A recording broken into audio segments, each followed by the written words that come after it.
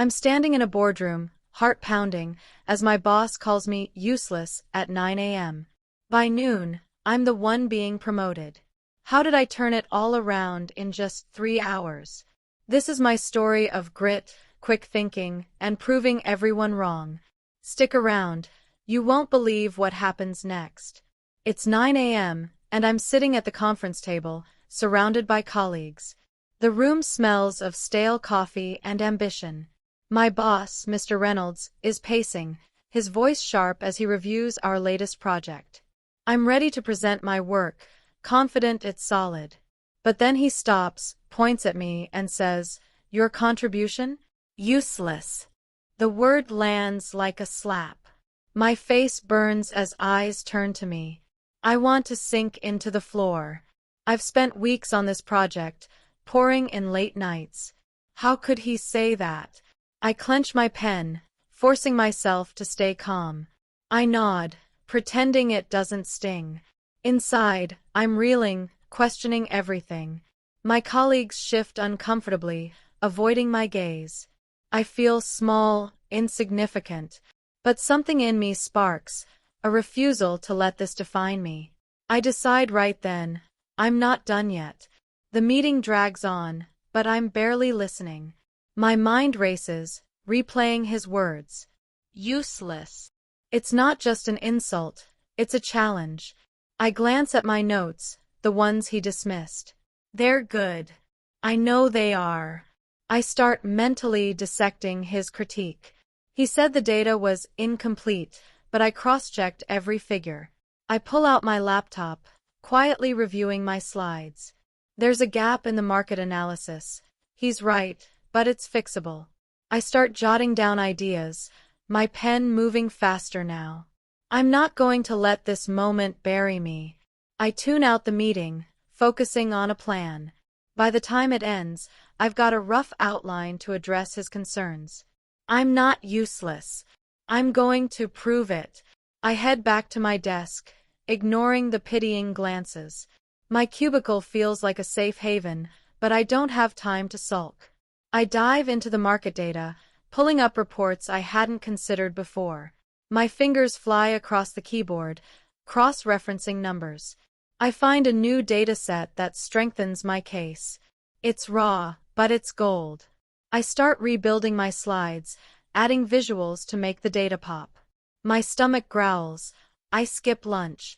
This is my shot to turn things around. I email a colleague for a quick fact check, and she responds with a thumbs up. I'm in the zone now, fueled by determination. The clock ticks closer to 10:30 a.m. I'm not just fixing my work, I'm making it undeniable. By 10:45, I've got a revised presentation.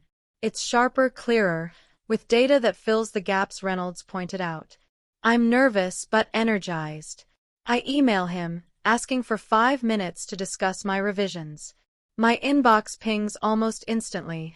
He agrees to meet at 11 o'clock. My heart skips. This is it. I rehearse my pitch, pacing my cubicle. I know the numbers cold, but I practice my delivery anyway. I want every word to land perfectly. I catch my reflection in my monitor, chin up, eyes focused. I'm not the useless employee he labeled. I'm ready to show him who I really am. I grab my laptop and head to his office, my steps steady. Reynolds' office is intimidating. Glass walls, a massive desk, and his piercing stare. I sit down, open my laptop, and dive in. I walk him through the updated slides, explaining the new data. His expression is unreadable, but he's listening. I highlight how the market trends support our strategy. I'm calm, confident, even when he interrupts with questions. I answer each one, backing up my points with facts. He leans back, arms crossed, but I catch a flicker of interest in his eyes. I wrap up, asking for his feedback. He nods slowly, saying, "This is better." It's not praise, but it's progress. I leave his office feeling lighter. I did that. Back at my desk, I'm buzzing. It's 11:15, and I've salvaged my reputation, at least a little. But I'm not stopping here. I overhear a team huddle about a client pitch due at noon. It's a big account, and they're scrambling. I know the client's industry inside out from my research. I hesitate. Should I step in? Then I think, why not? I approach the team lead, offering to help with the pitch deck. She looks surprised but grateful. I jump in, pulling data from my earlier work. The team's energy shifts. We're building something strong. I'm not just redeeming myself. I'm adding value. We work fast, refining the pitch. I suggest a bold angle based on my market analysis. The team loves it, and we integrate it into the slides. I'm not leading, but I'm contributing ideas that stick. The clock hits 11:40, and we're almost done. The team lead thanks me, saying my input was game-changing. I smile, but inside, I'm glowing. I glance at Reynolds' office. He's watching us. I don't know if he sees me, but I hope he does. I'm not the person he called out 2 hours ago. I'm proving my worth, slide by slide. We finalize the deck just in time for the client call. The client meeting is virtual, and I'm asked to join. I'm not presenting, but I'm ready to answer questions. The pitch goes smoothly, and my data points land well.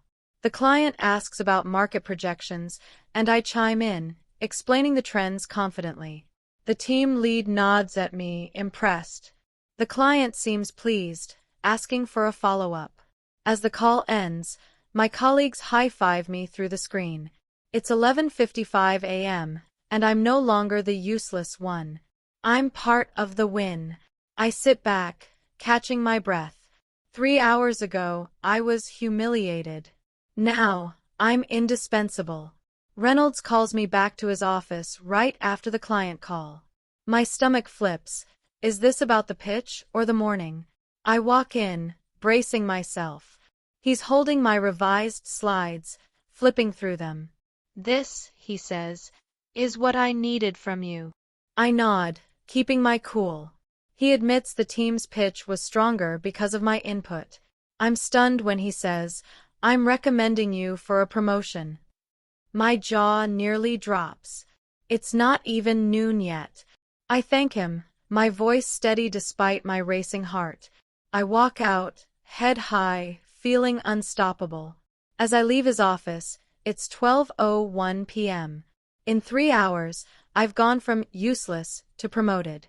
I sit at my desk, processing it all. My colleagues congratulate me, their earlier pity replaced with respect. I think about how close I came to giving up. That spark of defiance at 9 a.m. changed everything. I didn't just fix a presentation. I rewrote my story. I'm not defined by one harsh word. I'm defined by how I respond. I open my laptop, ready for the next challenge. This is just the beginning. I'm not stopping here. Looking back, that morning feels like a lifetime ago. At 9 a.m., I was questioning my place in this company. Now, I'm the one being praised. It's surreal, but it's real. I think about what made the difference. It wasn't just the data or the slides. It was my refusal to accept defeat. I could have sulked or argued. Instead, I worked. I turned criticism into fuel. That's what separated me from the label Reynolds slapped on me. I start drafting a thank you email to the team, acknowledging their collaboration.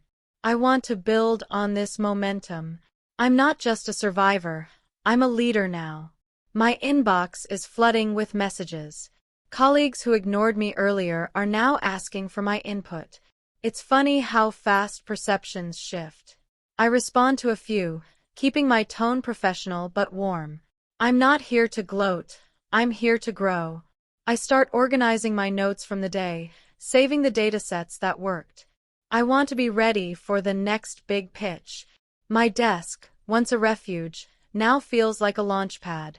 I'm thinking bigger, beyond today's win. The promotion is great, but it's a stepping stone. I'm aiming higher. Around 1 p.m., I grab a quick coffee from the break room. A colleague, Sarah, pulls me aside. She heard about the promotion and wants to know how I did it. I laugh, admitting I was as shocked as anyone. I tell her about the morning, Reynolds' comment, my panic, my pivot. She nods, impressed, and says she's taking notes. I realize I'm becoming a story others want to learn from. It's humbling, but it also lights a fire in me. I want to keep earning that respect. I head back to my desk, ready to tackle the afternoon. The rest of the day is a blur of meetings and emails. My new role hasn't started yet, but I'm already thinking about it. What will I bring to it?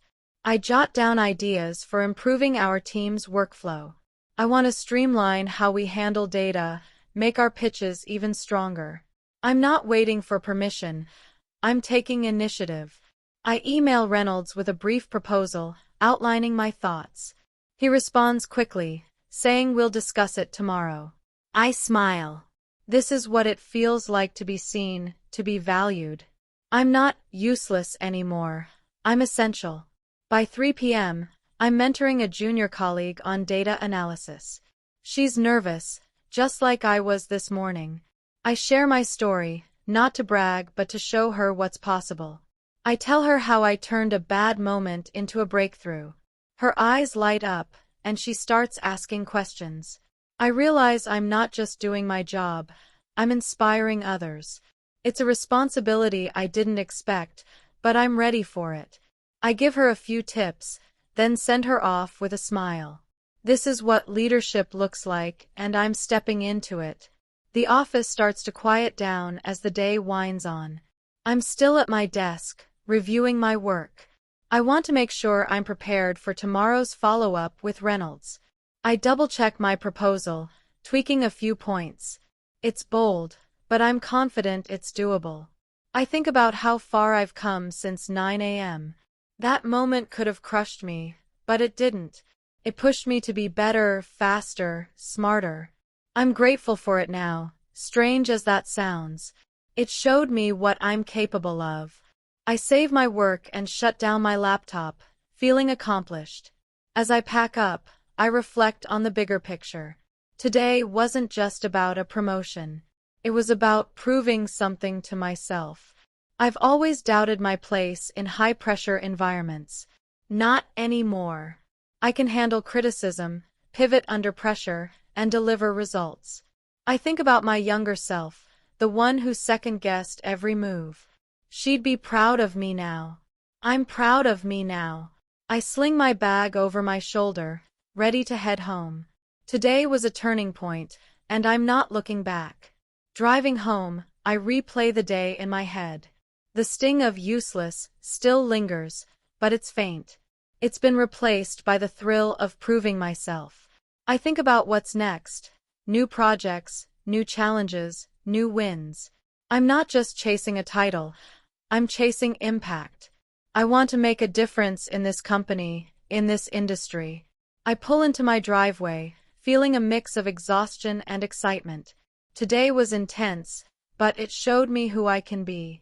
I'm ready for whatever comes next. At home, I sit down with a glass of wine, still buzzing from the day. I text a friend, sharing the news about my promotion. She's thrilled, demanding all the details. I laugh, typing out a quick version of the story. It's wild to see it written out. 9 a.m. to noon, failure to triumph.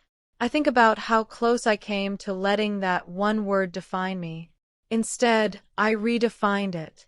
I'm not useless. I'm unstoppable. I sip my wine, smiling. Today was a good day, but tomorrow will be even better. Before bed, I jot down a few goals for my new role.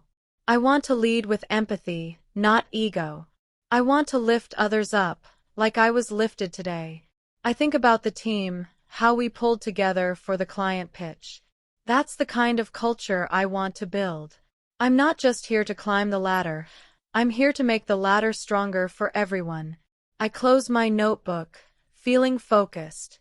Today's win was mine, but tomorrow's will be ours. I turn off the light, ready to dream big. The next morning, I wake up with a clear head. Yesterday's roller coaster feels like a dream, but the promotion is real. I check my email. Reynolds has scheduled a meeting to discuss my proposal. I'm nervous but excited. I spend the morning prepping, refining my ideas. I want to walk into that meeting with the same confidence I had yesterday. I think about how quickly things can change. One moment, one decision. I'm not the same person I was at 9 a.m. yesterday. I'm stronger, surer. I'm ready to lead. At the office, I'm greeted with smiles and congratulations. It's a stark contrast to yesterday's pitying looks. I thank everyone, keeping it humble. I don't want to be the person who coasts on one win. I dive into my work, tackling emails and planning my day. I notice a shift in how people interact with me. There's respect now, not just politeness. It feels good, but it also reminds me to stay grounded. I'm not here to bask in praise. I'm here to keep proving myself. My meeting with Reynolds goes better than expected. He likes my proposal and wants to pilot it next quarter. I'm thrilled but stay professional, asking for feedback to refine it further. He seems impressed, saying I've got a real shot at making an impact. I leave his office energized, already brainstorming next steps. I think about how yesterday's low point led to this. It's a reminder, setbacks aren't the end. They're the start of something bigger. I'm ready to make the most of it. The rest of the week is a whirlwind. I'm pulled into more client meetings, my input valued. I'm learning to balance my new responsibilities with my old ones.